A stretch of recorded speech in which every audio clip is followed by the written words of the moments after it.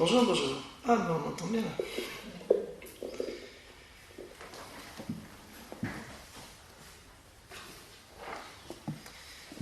Pendant cet été, nous avons parcouru un peu la Genèse. Nous avons commencé avec le récit de la création. Après, nous sommes allés regarder le récit du péché d'Adam et Ève et comment le péché est entré dans le monde. Jean-Yves après nous a parlé de le péché qui s'est répandu, notamment avec Caïn, les mecs. Nous avons regardé le récit du déluge, comment le péché a mené le jugement de Dieu et le déluge.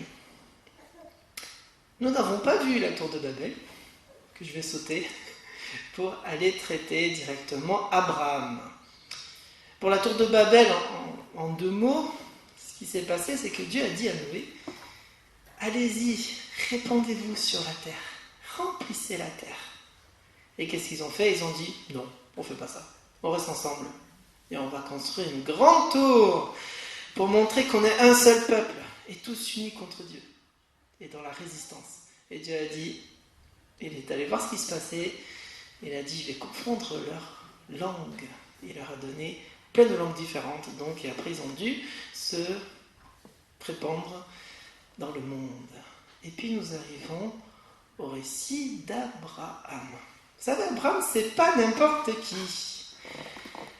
Abraham, vous savez qu'en ce moment, parce qu'il y a les trois religions monothéistes qui croient en Abraham, que ce soit les chrétiens, les musulmans ou, bien sûr, évidemment, les juifs. C'est-à-dire, ça fait à peu près 4 milliards de personnes qui sont censées croire en Abraham et le respecter. C'est-à-dire, dans le monde, il y a des milliards de gens qui croient en Abraham et qui le respectent en ce moment. Donc on peut se dire, Abraham, c'est pas n'importe qui. S'il a autant d'influence dans ce monde, il faut mieux savoir qui il est, ce qu'il a fait et quelle est son histoire personnelle avec Dieu. C'est ce que nous allons voir ce matin. Courbons nos têtes pour prier. Quelques secondes. Seigneur, c'est beau ce que tu as fait avec Abraham.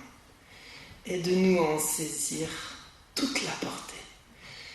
Être touché par cet homme de foi. Viens nous parler. Suscite en nous la foi. Une foi telle qu'Abraham l'avait. Au nom de Jésus. Amen. On va commencer déjà pour regarder la vie d'Abraham avant que Dieu ne l'ait appelé dans Genèse chapitre 12. Donc je vous invite à tourner dans Genèse chapitre 11. On va regarder un peu d'où est-ce qu'il vient, où est-ce qu'il était, comment était sa famille, etc. Genèse chapitre 11. Ce qui est bien avec la Genèse, c'est que c'est toujours très facile à trouver, n'est-ce pas?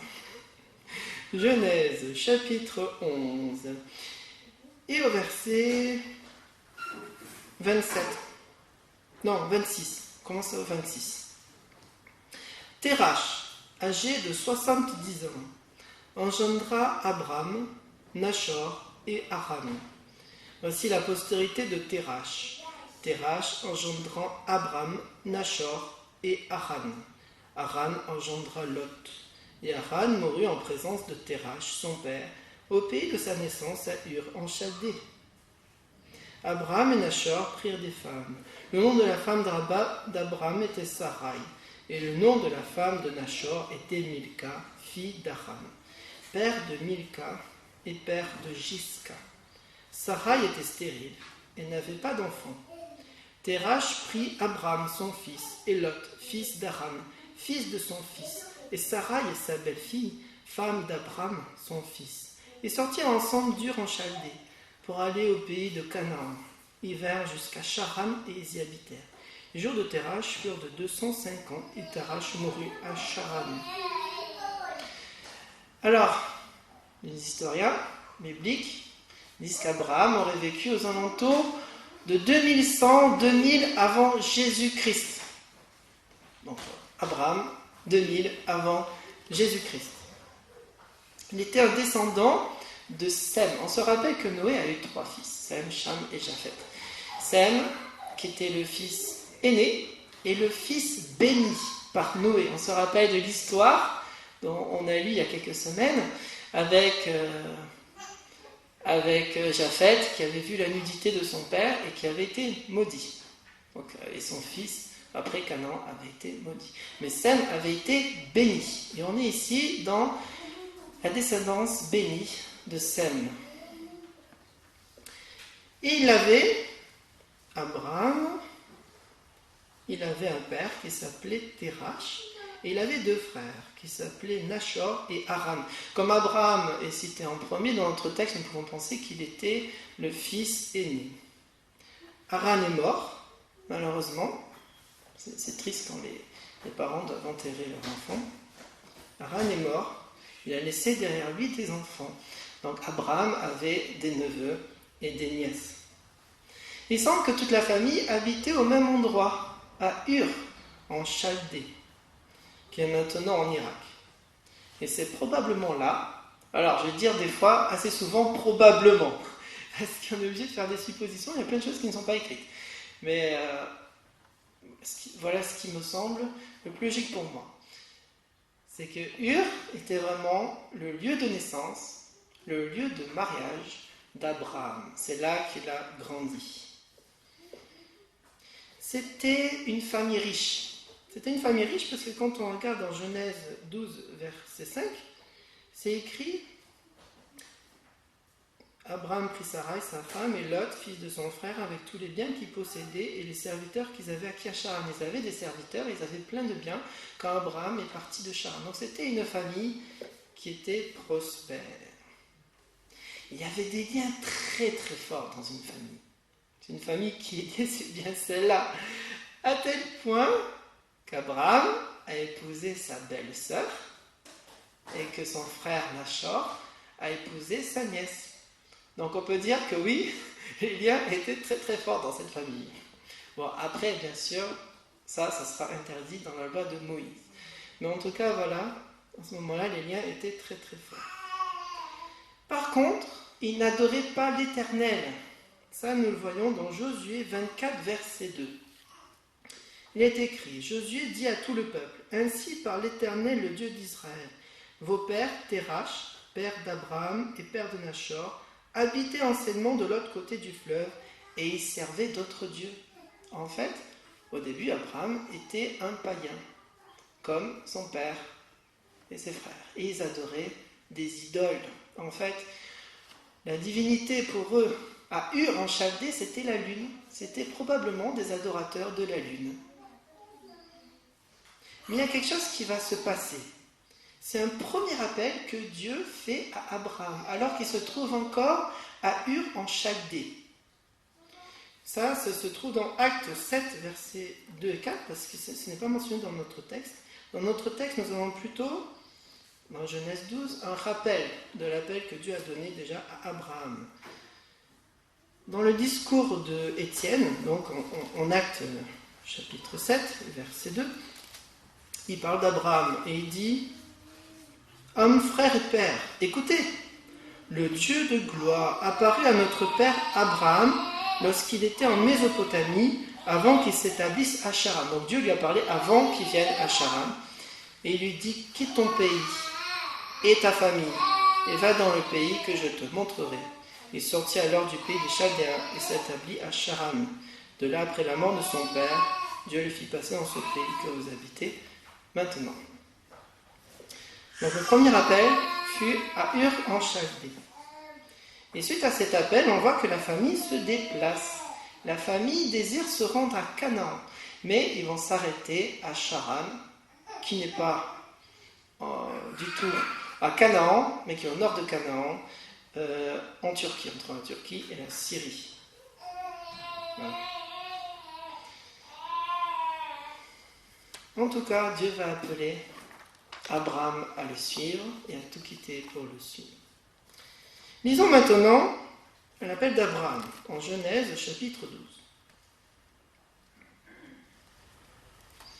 Il est écrit, Genèse 12, l'Éternel dit à Abraham, « Va-t'en de ton pays, de ta patrie et de la maison de ton père dans le pays que je te montrerai. Je ferai de toi une grande nation et je te bénirai. Je rendrai ton nom grand et tu seras une source de bénédiction. Je bénirai ceux qui te béniront et je maudirai ceux qui te maudiront. Et toutes les familles de la terre seront bénies en toi.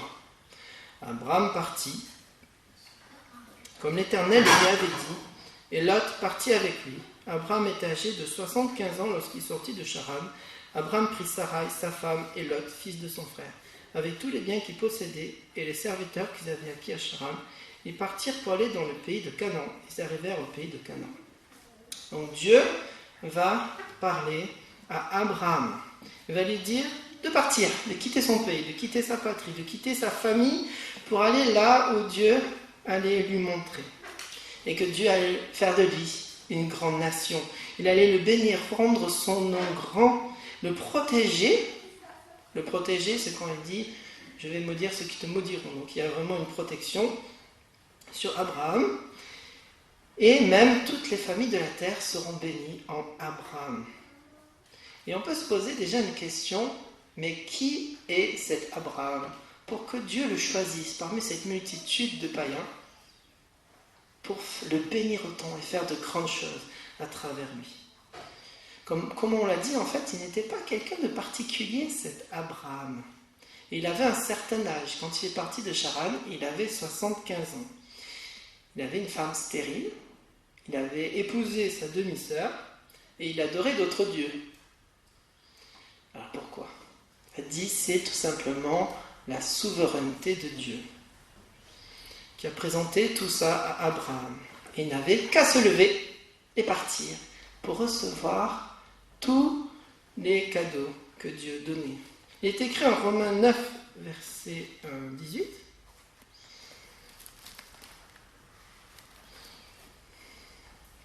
Ainsi, Dieu fait miséricorde à qui il veut et il endurcit qui il veut. Donc Dieu est souverain sur tout. Et vraiment, c'est l'appel de Dieu. C'est Dieu qui choisit les gens qui vont être sauvés. Mais que chacun a sa responsabilité de venir au Seigneur. Mais se lever et partir pour Abraham, ce n'était pas facile du tout. On a dit déjà qu'il était très attaché à sa ville, très attaché à sa famille et très attaché aussi à sa prospérité, parce qu'il était prospère. Déjà, il était très attaché à sa ville. Donc, il venait de Ur en Chaldée, donc c'est là qu'il avait passé beaucoup de temps. Il avait 75 ans, donc on peut penser qu'il avait certains attachements à certains endroits. Donc déjà, Ur en Chaldée. Puis après, ils se sont arrêtés à Charan, probablement, mais c'est là que son père est mort. Ils se sont arrêtés probablement parce que leur père était très âgé, ils ont dû arrêter là. Donc, c'est sûr qu'il a dû, à mon avis, rester un certain moment à Charan et reconstruire une vie là-bas. Il était très attaché à sa famille, ça nous l'avons vu. À Charan, donc, il y avait Nachor, parce qu'on voit que Nachor plus tard a construit une ville qui était à côté de Charan. Donc, il a quitté Charan, alors qu'il y avait Nachor, il avait son frère, il avait probablement ses neveux, ses nièces, ses oncles, ses tantes, ses cousins. Il devait quitter toute sa famille. Et il était prospère aussi. Il a dû quitter sa prospérité et son confort. Il devait tout quitter par la foi et aller voyager où Dieu allait lui dire d'aller et faire confiance que Dieu allait le bénir en toutes choses. Alors, j'ai mis une carte sur l'ordinateur. Il n'y a plus de batterie. Il ne charge pas. Il ne charge pas. C'est pas possible d'avoir la carte alors?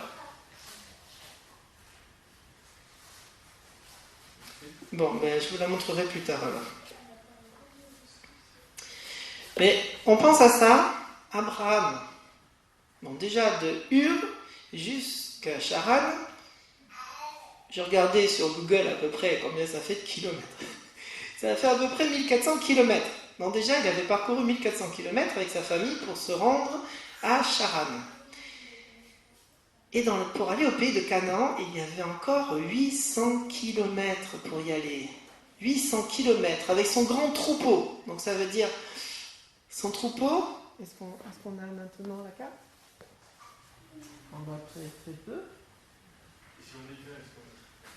On peut éteindre la lumière? Est-ce qu'il y a un laser ou pas? Bon. Ah, ça ne marche plus. Bon, c'était un faux espoir.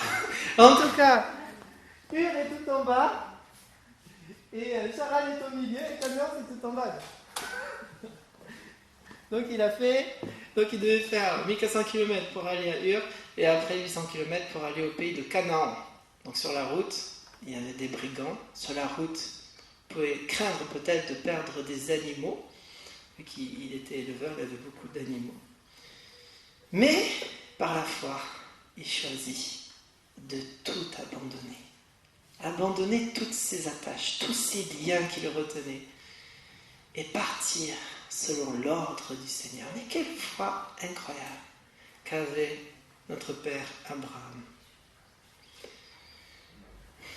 Des fois, Dieu nous appelle à abandonner des choses qui sont précieuses pour nous pour le suivre. Ce n'est pas toujours évident. Mais ce qu'on aura avec lui sera de bien meilleur.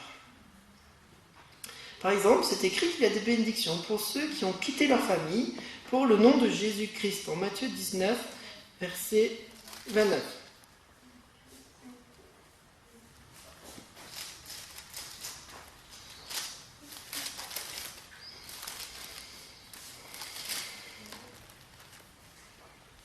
Et quiconque aura quitté à cause de mon nom ses frères, ou ses sœurs, ou son père, ou sa mère, ou sa femme, ou ses enfants, ou ses terres, ou ses maisons, recevra le centuple et héritera la vie éternelle. Ceux qui quittent leur famille, parce que Dieu leur demande, auront des bénédictions bien plus importantes.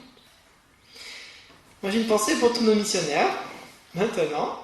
Il y a Wyman et Karma avec nous. On a Chris et Brittany, on a Todd et Terry qui reviennent.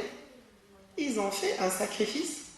Ils ont quitté leur famille et leur patrie qui était aux États-Unis pour se rendre en France, pour répondre à l'appel de Dieu. Et des fois, répondre à l'appel de Dieu veut dire aussi laisser des choses et faire un sacrifice. Mais ce qu'on a est de loin le meilleur.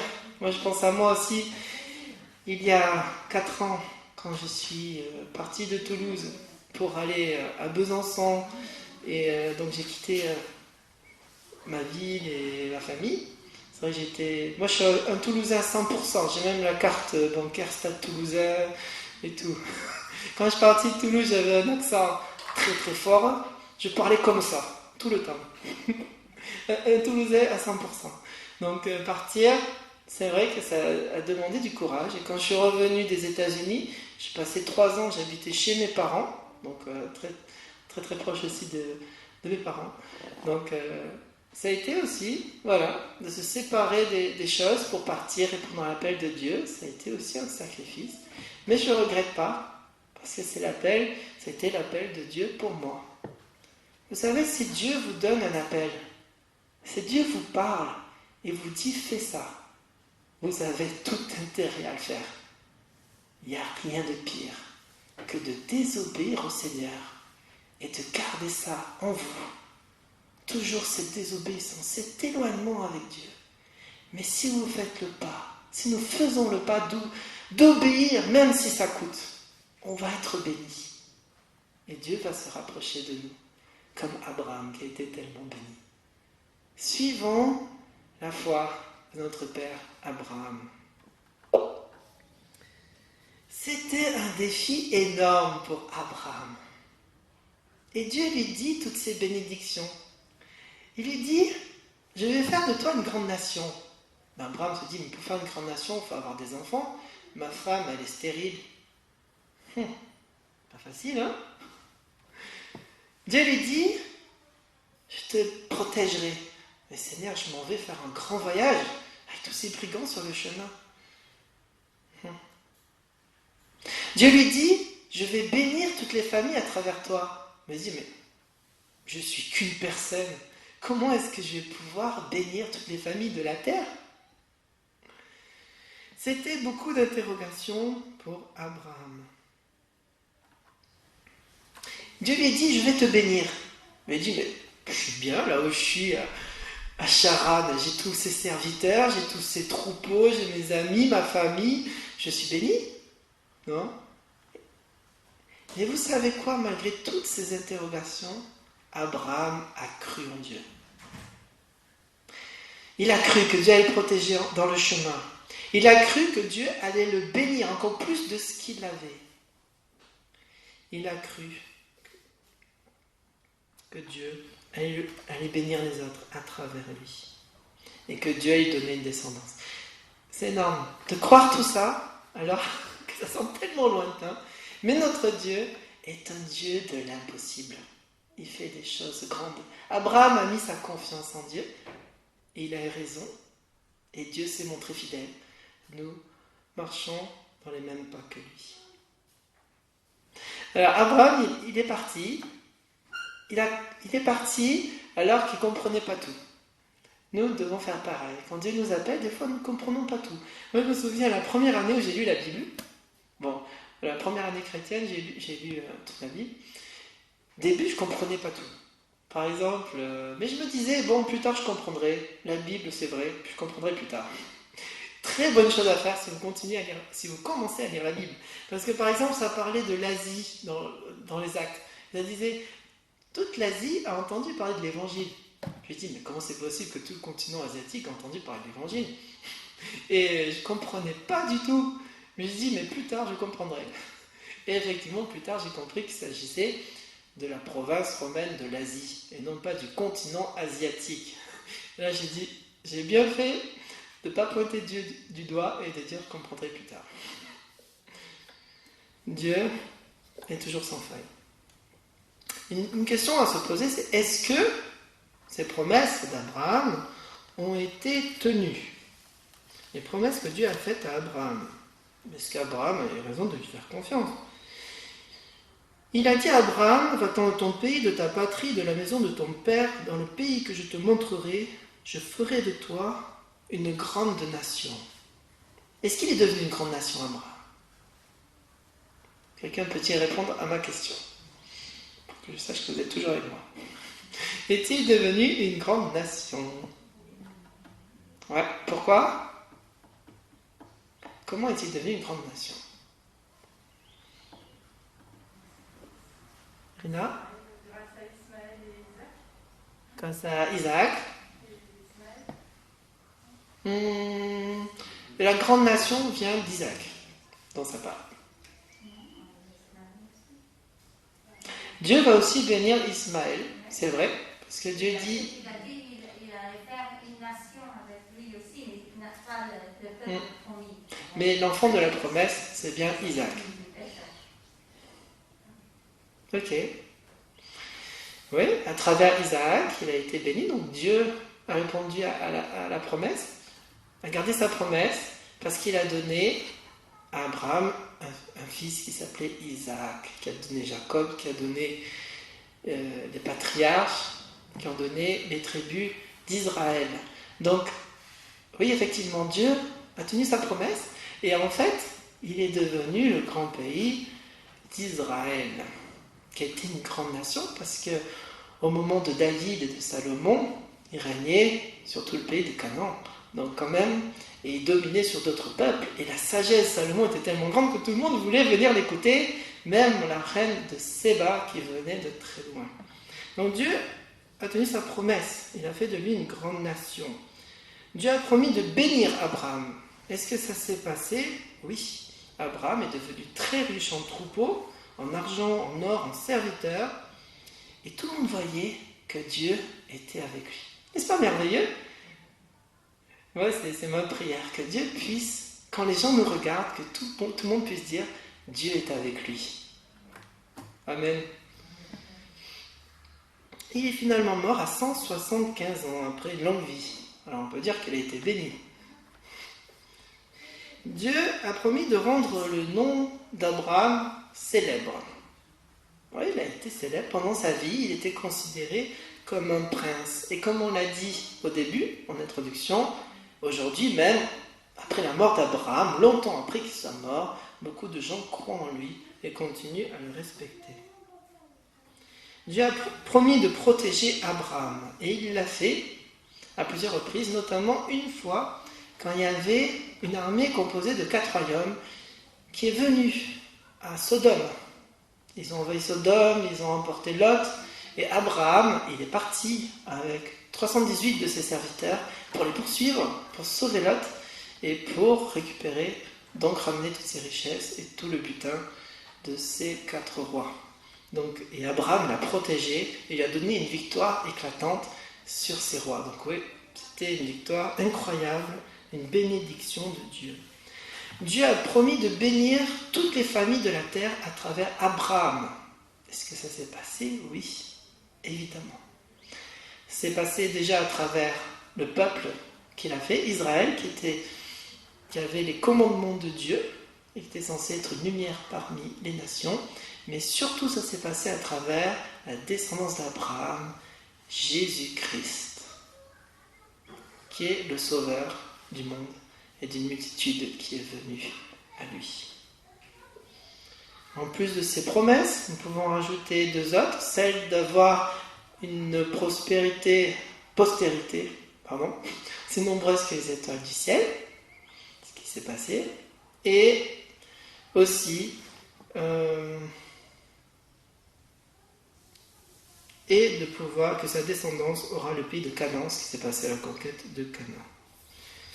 On peut se dire, pourquoi Seigneur, tu fais maintenant une alliance avec un homme, Abraham? Parce que Dieu a vu le péché dans ce monde. Il ne voulait pas envoyer un deuxième déluge, d'ailleurs il a promis de ne pas le faire. Mais il a voulu sauver l'humanité. Et c'est à travers Abraham qu'il a voulu le faire. Pour que Abraham, sa descendance, soit une lumière dans ce monde. La vie d'Abraham nous montre vraiment le salut par la grâce. Abraham n'avait rien de particulier, il ne méritait pas son salut, il ne méritait pas l'appel de Dieu, il ne méritait pas d'être choisi parmi cette multitude de païens. Et Dieu est venu le chercher. Il lui a dit tout simplement, vas-y, et tu seras béni. Le salut aujourd'hui est aussi par la grâce, c'est un don gratuit de Dieu, que nous ne méritons pas par nos œuvres, mais qui est donné gratuitement par notre Dieu. Aujourd'hui, le pécheur peut être pardonné, parce que Jésus-Christ est mort à la croix pour lui, et recevoir le cadeau de la grâce de Dieu. Abraham a une foi extraordinaire. J'aimerais penser à quelques autres personnes dans la Bible qui ont une foi extraordinaire. Nous avons parlé de Noé il y a quelques semaines. Dieu lui a dit de construire une arche alors qu'il n'avait jamais plu. Il a dit qu'il allait envoyer le déluge. Il a construit son arche. Il a fait confiance en Dieu pendant des années. Et puis c'est arrivé et il a pu se sauver, lui et sa famille. Je pense à Marie. Certaines les appellent Mariam, c'est ça? Marie. Marie qui, l'ange lui a dit, tu seras enceinte, sans avoir de rapport sexuel. Et elle a dit, que ta parole soit accomplie. Je suis la servante du Seigneur. Elle a accepté et elle a cru. Et Dieu a accompli sa promesse. Puis l'apôtre Paul aussi. Dieu lui a dit d'aller implanter des églises. Il en a bavé partout. Il a souffert la persécution, les coups de fouet, la faim. Et Dieu l'a béni. Et il a dit lui-même, malheur à moi si je n'annonce pas l'évangile. C'était vraiment l'appel de Paul dans sa vie, d'annoncer l'évangile. Et par la foi, il va continuer. Même si ça semblait complètement fou. Paul, pour les gens de son époque, il était complètement fou. Et même des fois pour les chrétiens, ils pensaient qu'il était taré, comme on dit. Parce que aller comme ça, alors que des fois à la fin de ta vie, il s'appelle un vieillard, donc il était âgé, et on a l'impression qu'il est à fond et il évangélise partout, même s'il a failli mourir 10 fois. Une foi extraordinaire. Sur la plage, j'ai lu Charleston, cette histoire-là de Charleston, que je suis en train de terminer, qui était un missionnaire. Un missionnaire qui est parti en Chine, travaillait avec Hudson Taylor. Il est vers 1900, donc il était un missionnaire, il est parti aux Indes aussi, il est parti Il est parti en Afrique, au Congo belge plus exactement. Mais déjà, on est estomaqué de voir sa foi dès le début, parce que c'est un champion de cricket. Le cricket qui était le sport national. Et il a abandonné ce sport pour devenir missionnaire. Il était d'une famille très très riche, et il a donné tout son argent à la mission. Pour devenir lui-même missionnaire, et dépendre seulement de Dieu et pas sur son argent qu'il avait. Quand il est revenu des Indes, il a évangélisé en Angleterre, c'est formidable ce que Dieu faisait dans sa vie. Mais Dieu l'a donné un nouvel appel. Il lui a dit, va en Afrique. Va en Afrique.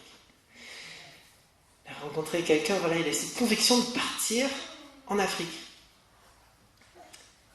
Mais il était très fragile, très faible. Il avait de l'asthme. Bon, déjà, moi, que j'ai beaucoup de mal avec mon asthme, il avait un asthme encore plus fort. Le moindre exercice le rendait épuisé. Il avait des fièvres dues à la malaria. Il avait plus de 50 ans quand il est parti en Afrique. Mais il a fait vraiment cette promesse. Va en Afrique. Va en Afrique. Il y est allé avec Alfred Buxton, qui était un jeune de 21 ans. Ils y sont allés. Ils ont été d'abord explorateurs pour montrer le chemin aux autres missionnaires qui allaient venir. Et ils sont descendus au Congo belge, où il n'y avait pas eu de missionnaire. Voilà, les gens n'avaient pas entendu parler de l'évangile. Et c'est extraordinaire ce qui s'est passé. Donc il est resté, je pense, 18 ans. Et les tribus se sont converties. Il y a eu des milliers de personnes se sont converties. Mais là, c'est une foi extraordinaire. Moi, ça me dépasse. Parce que quelqu'un qui est si mal en point, si fragile, Dieu lui dit « pars », il quitte tout, il y va, alors que tout le monde lui dit « ne pars pas ». Même son comité de mission lui dit « ne pars pas ». Il dit « bon, vous ne me soutenez pas, mais Dieu me soutient, j'y vais ». Et Dieu, là-bas, le bénit tellement que des milliers se convertissent. Moi, ça me parle beaucoup, cette foi extraordinaire. En fait, voilà, ils sont allés là-bas, ils ont commencé à amener des personnes au Seigneur, puis les Africains sont devenus tout feu tout flamme, ils ont fait eux-mêmes le tour de toutes les tribus. J'aimerais lire avec vous un passage où il parle de la foi. Je vous invite vraiment à le lire, ce livre, si vous ne l'avez pas encore lu. Donc là, il a une image du bateau, et du mât du bateau. Clouez les couleurs au mat. Il n'y a pas autre chose à faire. Faites-le donc, et tout de suite. Quelles couleurs donc ? Les couleurs du Christ, c'est-à-dire l'œuvre qu'il nous a donné à faire, l'évangélisation de tous ceux qui n'ont pas l'évangile. Christ n'a que faire de grignoteurs du possible. Il lui faut des déracineurs de l'impossible, constants dans la toute-puissance, la fidélité, la sagesse du Sauveur qui leur a donné ses ordres. Y a-t-il un mur en travers de notre chemin ? Au nom de notre Dieu, nous sauterons par-dessus. Y a-t-il des scorpions, des bêtes fauves sur la route ? Nous les piétinerons. Une montagne arrête-t-elle notre avancée ? Nous lui dirons, ôte-toi de là et jette-toi dans la mer. Et nous poursuivrons notre marche. Soldats de Jésus, ne vous rendez jamais. Clouez les couleurs au mat. Il dira aussi, comment le mauvais riche de la parabole pourrait-il ressembler à Jésus ? Les miettes de sa table ne sont pas un plat bien recherché à offrir au roi Jésus. Faites-lui donc un bon gâteau pour changer. Et n'hésitez pas à y mettre tout ce que vous y possédez. Donc vraiment, une vie de sacrifice pour Dieu et une vie de foi qui est partie là, en croyant en la toute-puissance de Dieu. Nous sommes faibles, mais Dieu est tout-puissant pour faire des grandes choses à travers nous. Ce matin, Dieu nous appelle à une vie de la foi, comme Abraham. À répondre aux appels de Dieu dans notre vie et par la foi, de l'écouter, même si ça doit mener un sacrifice, comme Abraham, comme Charleston, comme Paul, comme Marie. Les gens qui sont allés répondre à l'appel de Dieu, même si ça devait coûter cher. Et ils ont été vraiment béni. Qu'est-ce que la foi ? La foi, c'est une assurance, c'est une ferme confiance en Dieu et une assurance que Dieu va réaliser ses promesses envers nous, ce qui nous pousse à faire des choses courageuses pour Dieu. Pas que le chrétien, il a deux choix, il peut se dire « Oh, je fonds dans le moule, je fais comme tous les autres, et puis voilà, je ne veux pas me faire remarquer. » Il peut se dire « Par la foi, je vais oser vivre différemment de ce monde, et je vais croire que Dieu va faire des grandes choses. » Dans Galates 1,10,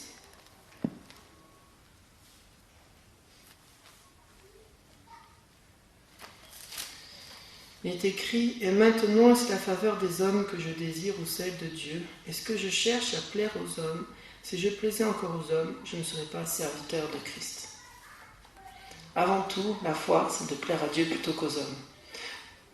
C'est vrai que Charles Tedd, par exemple, il était bien vu de tout le monde, champion de cricket, tout le monde l'admirait. Mais il a dit non, je veux plaire à Dieu en premier. Quand je pense à notre Église, je vois beaucoup de foi. Notamment à travers le bâtiment qu'on est en train de construire. Merci à Wildman pour ton travail remarquable dans le bâtiment, tout ton investissement. Et tous ceux qui travaillent, c'est à Kamé aussi. Mais comment ça a commencé ce projet? Ça a commencé par la foi. La foi, c'est de regarder en grand. On pourrait se dire, oh ben voilà, je vais acheter un petit bâtiment, tout petit. On peut se dire, par la foi, tu vas pourvoir, donc je vais construire quelque chose de grand, qui va permettre à l'Église de grandir, de se développer, de faire de l'évangélisation. Et je trouve que la foi de Todd et Terry a été remarquable, vraiment, parce qu'ils ont regardé en grand. Et Dieu a répondu à leur foi en pourvoyant nos besoins. Et maintenant, j'aimerais parler de nous tous, personnellement. Quels sont les pas de la foi que Dieu vous appelle à faire dans votre propre vie? Des fois, c'est quelque chose qui brûle dans notre cœur. Nous savons qu'il faut le faire depuis des années. Ça brûle en nous, mais nous ne le faisons pas. Des fois, c'est parce que ça demande un sacrifice, on aime notre confort. Des fois, c'est parce qu'on n'y croit pas assez que Dieu peut le faire à travers nous. Mais qu'est-ce que Dieu vous appelle à faire? Quelque chose que vous n'avez pas encore fait. C'est le moment vraiment de dire « Seigneur, prends ma vie et fais tout ce que tu veux de moi, et où tu m'appelles, j'irai. » Voilà ce que Dieu attend de nous. Si on se dit « Oh, si Dieu m'appelle là-bas, j'irai pas. » Ben alors, désolé, ça donne un éloignement avec Dieu, une distance avec Dieu. Un serviteur, il doit être prêt à faire tout ce que veut son maître. Si tu m'appelles, j'irai. C'est ça que Dieu nous demande à avoir comme attitude. La foi, c'est aussi de répondre à l'appel de Dieu selon ce qu'il nous demande. Et non pas seulement selon nos fantaisies. Par exemple, écrit Abraham partit comme l'Éternel le lui avait dit. Il est parti selon l'appel que Dieu lui a donné. Parce que certaines fois, on voit beaucoup de monde qui dit « Oh, Dieu m'a dit de faire ça, Dieu m'a dit de faire ça », et on voit que c'est complètement en désaccord avec la Bible. Tiens, Dieu a dit que la fin du monde arrivait en 2012, donc je vais vendre toutes mes affaires. Non, Dieu a dit qu'on ne pouvait pas savoir quand Jésus revenait. Bon, tu t'es goré. Ou des gens qui ont dit « Ah, je vais imiter Jésus, je vais me mettre sur la croix pour expier mes péchés. » Désolé, mais tu as souffert pour rien, parce que Jésus a tout accompli. Ou des gens qui ont dit « Voilà, je pars en croisade. » Je pense qu'il y a certaines croisades qui ont été bonnes, mais beaucoup de croisades ont été vraiment mauvaises. Et beaucoup de gens sont partis là-bas pensant avoir la rédemption de leurs péchés, et ils sont morts pour rien. Des fois, on peut faire des grands sacrifices, mais qui ne servent à rien parce qu'on se plante. La foi, c'est d'avancer avec courage dans la direction que Dieu nous donne. Charles Tedd a écrit « Si Jésus-Christ est Dieu et qu'il est mort pour moi, alors il n'y a aucun sacrifice trop grand que je ne peux faire pour lui. Il a tout donné pour nous. Et en retour, donnons tout à notre Dieu. Il mérite toute notre vie. Nous lui appartenons, nous sommes à lui. Prions.